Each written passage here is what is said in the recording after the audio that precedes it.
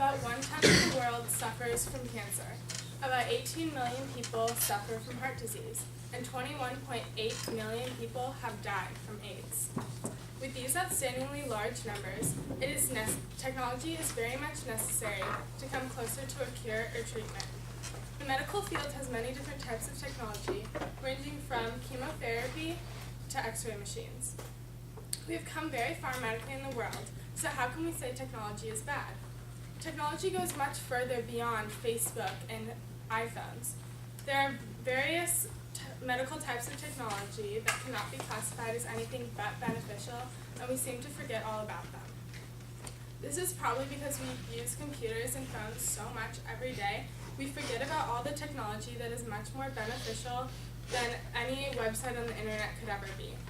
We abuse the technology we know the best and ignore the technology that may not be as big of a part of our lives. Even being without your phone, according to the New York Times article, "You Love Your Phone," literally, we feel separation anxiety. How many of you feel stressed out when you forget your phone? According to this article, a lot of people do. They got their information from various interviews. Medical technology helps discover breaks, weaknesses, and diseases in the body and much more. One counter-argument for the medical field would be that radiation can kill good cells in the body, but then again, it's killing a lot of harmful cells as well. In the SF Gate article called "Heartening Twist of Fate Turns Girl's Life Around," a girl named Mantan from Kenya is in need of major heart surgery, and because she lives in such a small village, there is no one there with the technology or capability to do it for her. In her great luck, a heart surgeon was visiting the village, and the people of the village persuaded him to bring her home with him to the U.S. and proceed to surgery.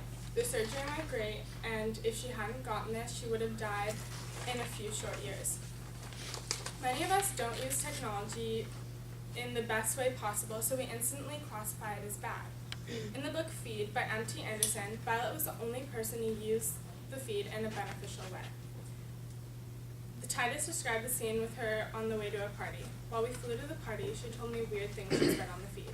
This shows that Violet uses the feed to read about news in the world, and that's the only good way to use the feed.